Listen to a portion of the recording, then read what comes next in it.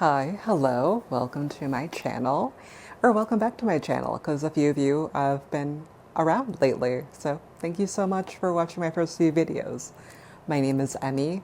I'm a storyteller, witch, and a self-professed final girl. This is Memento Mori Monday, where I talk about death, dying, grief, history, or kind of cultural death traditions. And if you would like to have your question answered, if you'd like to submit a question or just a concept you'd like to learn more about, I will put my email up here for you all. So feel free to contact me that way. You could also send me a DM on Instagram. It's your preference. Quick disclaimer before we get too far down the rabbit hole. The information shared in this video is intended for entertainment and informational purposes only. So any content related to death doula practices, to end-of-life care, or any kind of related topics does not replace legal representation or medical or other professional advice that you may be looking for. So please consult a licensed professional that is going to be able to cover this a little bit better for you. I am a death doula, but I'm not your death doula. Please do work with somebody specific to your situation. And if you need any referrals or if you would like to work together, let me know. I'd be happy to see if maybe we're a fit. But yeah, let's dive into our topic. This one I alluded to last week. How do you manage deaths of parts of the self? Very briefly, offer a little bit of validation right off the bat that if you have had a loss or felt like a part of you is just no longer there in some way in that area, just want to offer a little bit of validation that is very, very normal. That is something that I think is so much more of a uniform experience, and I think we all give ourselves credit for, aside from the fact that that is what we all have in common, is that, yes, we will all die someday, and we will lose the people that we care about, or maybe they will go before us. I'm glad that this was raised as a question from the standpoint that I think we are both good at internalizing that it's not that big of a deal and that we should just get over it. And I think it's very easy for us to either impart that onto people, to project that onto them.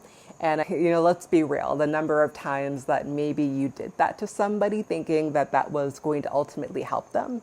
I always come back to, just because something wasn't helpful or maybe it was outright hurtful or just continues to sit with you in a not great way, it doesn't mean that they meant to do it. It doesn't mean that they were intentionally trying to hurt you. But, the intention does not take away from the end result of it all. So I do want to begin there. Before I get into kind of the meat of what I recommend, I do want to name areas where that could be applicable for people. The lens that I like to use when thinking about this kind of very broadly is astrology. Second house is like how you make money, your own personal finances, also resources, because it's not all about money. Maybe you've lost your job several times over and you are somebody who takes a lot of pride in what you do, and to keep having loss after loss is really like a gut punch. Like it hurts the ego in terms of like your own family unit. I'll talk more about this next week's video because I want it to be dedicated to its own separate thing. I feel like it merits that. But there's the reality that people have lost their homes in Los Angeles County, that people lost their homes in North Carolina and in Florida.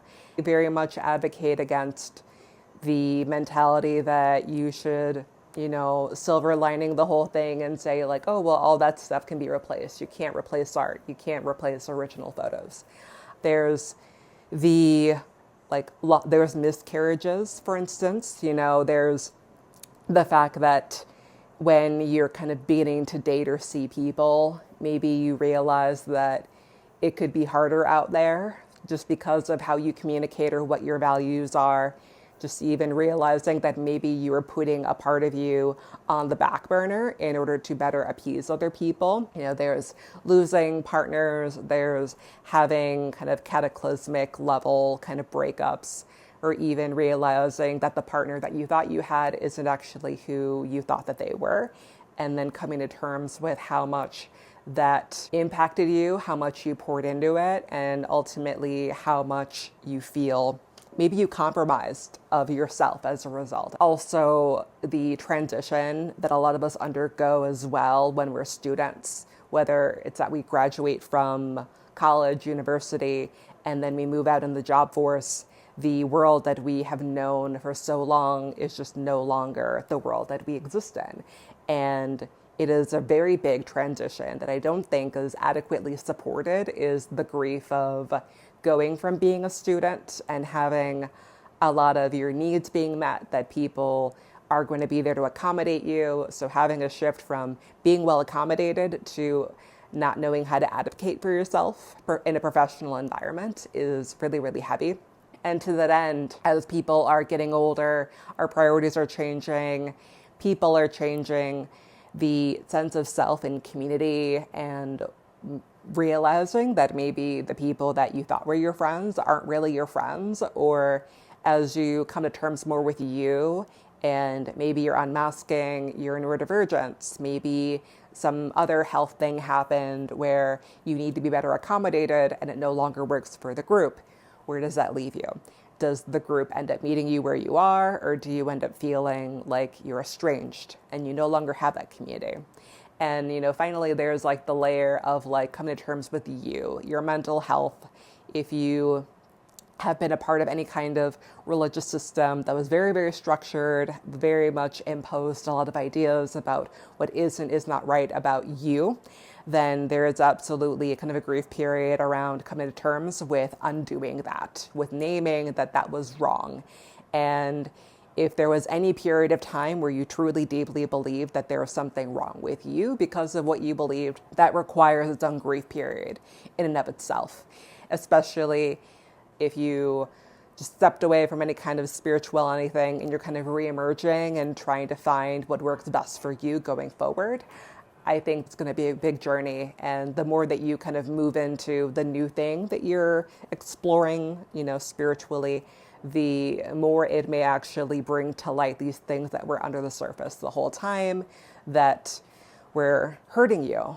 That's a really big one to contend with for sure. So I wanted to name those broad areas. I think other things that you could absolutely be grieving in some way or have like a death of self is, and I don't want to speak for, because we're not a monolith. Not all queer people are the same and feel this way, but coming to terms with queerness in some way, where maybe it finally hits you like, oh, I am a trans man, I am a trans woman, whatever it might be. I have always been this.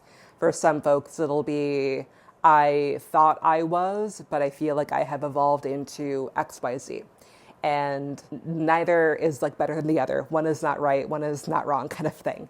Disability as well is a big one. If you have a diagnosis, if something happens to you suddenly, or if something is like unraveling over time, you're noticing a decline within yourself, then that is absolutely its own form of kind of death of self as well. Because let's say you ran a bakery and you were the best baguette maker known to man. You made the best croissant.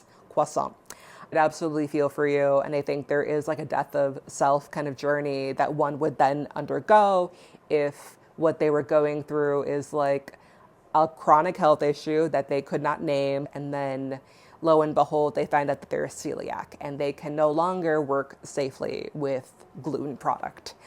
That's a blow. Hello, I am back. I have hot cocoa now. So, priorities. But as I was saying, to actually get to the meat of it, how do we manage the death of ourselves and the loss that comes with that, the feelings that come up with it? Part of why it took a little bit of time right from the get-go is to reinforce what I think is the most important thing, which is that I think you need to acknowledge that the death of self happened at all.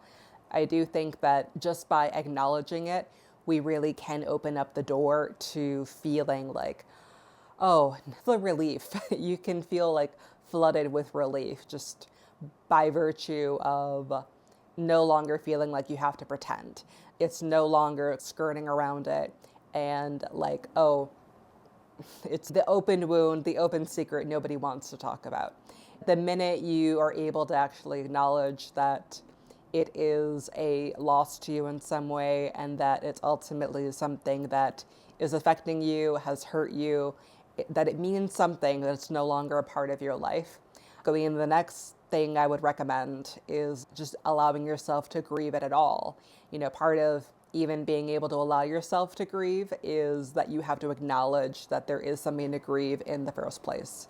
If you are grieving it without really acknowledging it, the hang up there becomes a lot of misplaced reactions that maybe to the people around you, they might have an idea as to what is going on and why you're responding that way, but you might not be as aware of why you're blowing up at people, why you're feeling just disconnected in some way, or if you are dissociating, if you're having moments of derealization or bursting into tears all of a sudden. It could really add up if you're not able to actually acknowledge it, that it's even happening. Part of this as well comes down to reflection. So if you are grieving something that happened to you that is like the death of an ability, it's the death of you feeling like you can connect with the community in a meaningful way, or maybe you come to terms with a part of your identity that means that you're no longer a part of another world or another community because maybe you can no longer abide by what they stand for, or they then say that they can no longer abide by what you stand for. I think taking some time to reflect on this can help you with naming what part of it is actually within your sphere of control and what of it is not actually for you to worry about, or at the very least is not for you to overly concern yourself with taking responsibility for, because it was not you at all. The whole time, it really wasn't about you, it was about them. Whether it was overall an amicable relationship or if it was a toxic relationship that you didn't realize was one for perhaps the vast majority of it, or even thereafter. Sometimes, after we're talking about it to people that we know or talking about it in therapy, for instance, that we realize how much we normalized. It isn't until we're actually able to reflect that we realize how much we tolerated and how much we put up with. Part of realization when it comes to a part of your identity that you need to take responsibility for, regardless of whether it came from other people. Let's say people pleasing. People pleasing tendencies often come as a result of a survival need in some way. We did that as a direct response to something. And just because we did that for survival, it doesn't mean that we are not responsible to unlearn that and undo that and take responsibility. Again, taking responsibility for ourselves, taking responsibility for how we have to unlearn it if we are no longer in that circumstance anymore. So if you haven't been able to acknowledge it, you haven't been able to grieve the situation, then you probably haven't even gone as far as to really think about how much that dynamic pushed you into behavior that is for survival and also is undermining relationships that are healthy and good for you, and ultimately is kind of keeping you further away from who you really are, because people-pleasing tendencies are as much about lying to ourselves as to other people, because we're not honoring our no's, we're not honoring our true yeses when we're people-pleasing. We're doing it in order to be more palatable or to try to be what other people want us to be instead of actually being who we are. I think you need to allow yourself to engage in ritual in order to actually be able to integrate what happened to you. It could be as witchy as like burning something symbolic of your old life. It could be a matter of cleansing your space or cleansing something that has an attachment to a dynamic or a self-concept that you know to be true for you, that you know to no longer be true for you. You could also make this a transformation kind of ritual. So let's say you have come out and you've changed up your clothing, but you still have old you clothing A wonderful ritual that you could do is to make a whole thing of donating it. If you know that you love the pattern, for instance, you could take a part of a dress or skirt and turn it into a pocket square. You could turn it into something that is more embodying who you are now. And by you physically doing it, it could further symbolize that that old you is moving into who you ultimately are now. And with that, I think embracing the present is really, really key, and not in like a bypassy way, but it's so easy for us to look back at who we once were. You know, maybe it was easier for you to walk, or maybe you used to be a runner and now you could barely handle walking. That's hard. That's a big death of self to have to acknowledge and ultimately grieve and process. Is like, I used to be a marathon runner, and after long COVID, I have XYZ feelings. And not to sound all like disability exceptionalism, like you should go be able to compete in like the Olympics too, kind of thing. But I think there does need to be the eventual transition into what your new normal is, and trying to find some joy with that grief. I would never suggest that you should ignore like the real world impact of being unable to do something anymore, and that has a lot of hangups and emotions tied to it. And I think that can coexist though with the experience of finding joy in the midst of your circumstance. It isn't about the good vibes only. It's not about being the perfect little disabled person or the perfect ostracized queer person.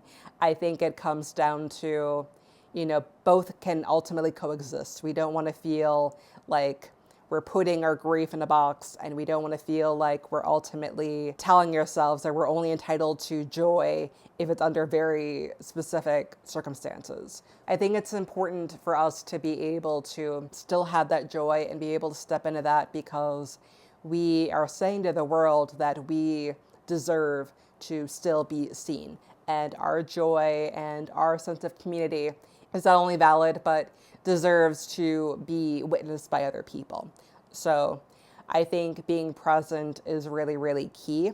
And I think too, especially if you've had like a rocky recovery and you know that your new normal is different, I think finding community that is a part of that recovery process can be very supportive to you too. And I think too, along the lines of the ritual that I noted, is even being able to maybe write a letter to that old self, I think fits into all of the different layers that we've discussed. That there's the component of being able to name the loss, there's the component of being able to adequately reflect and give yourself a little bit of that look back, while also giving yourself the ability as like the person in the here and now to imagine what can your life look like going forward. The other thing that comes up for me when it comes to managing the death of the self is being able to realize there are some things that you just might not be able to change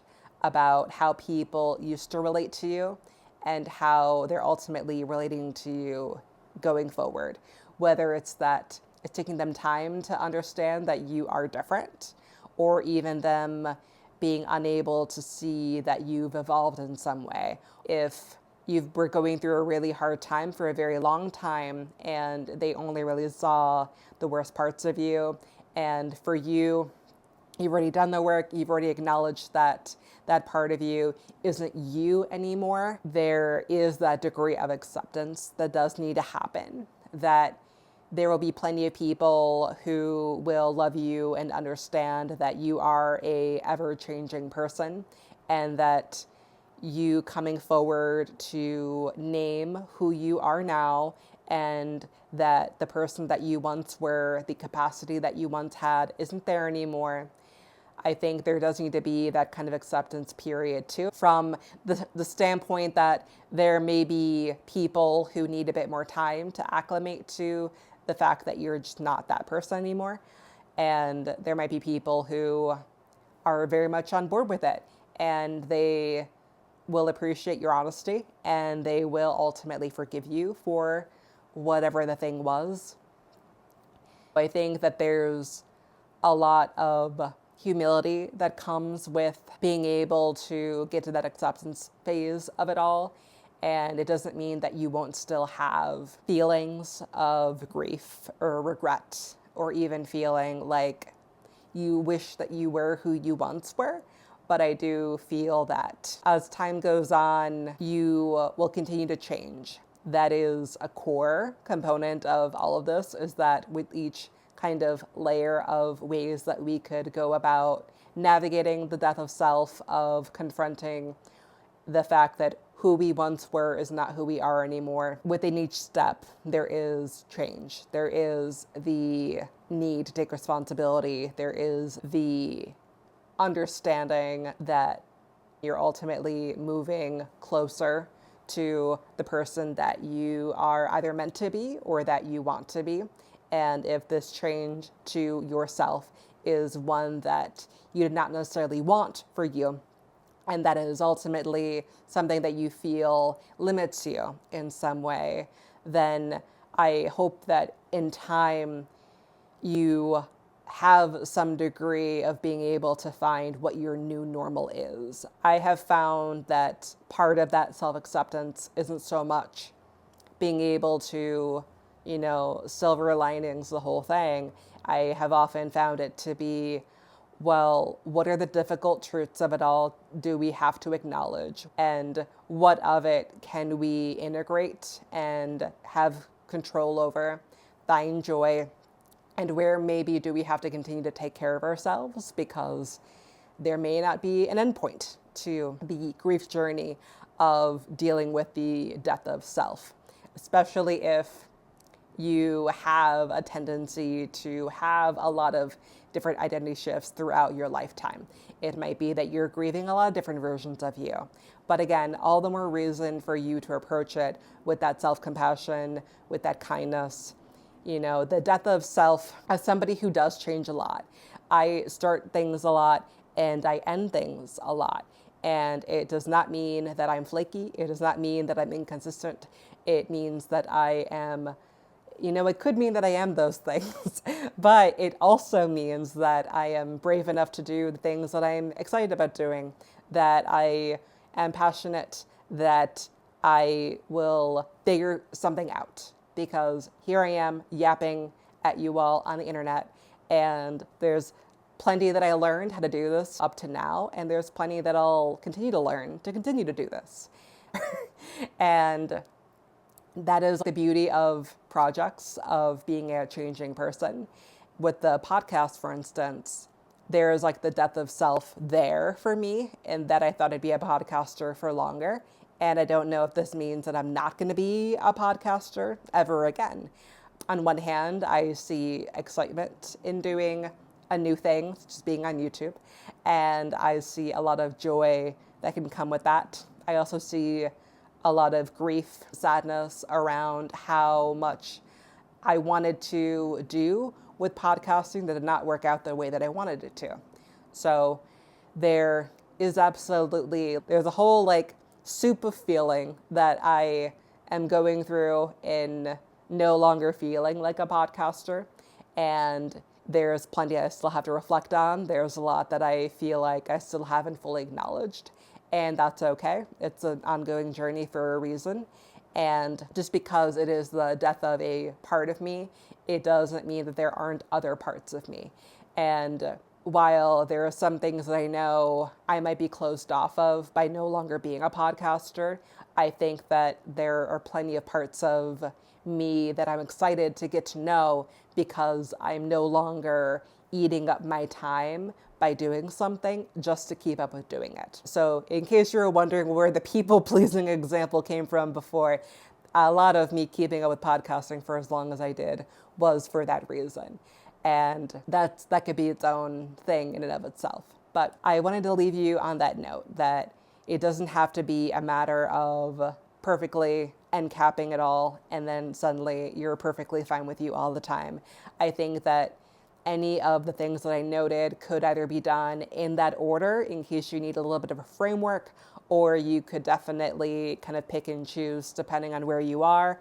And you could absolutely bring it to therapy. You can journal on it. You can make it into a tarot spread. That could be really fun. Just an idea.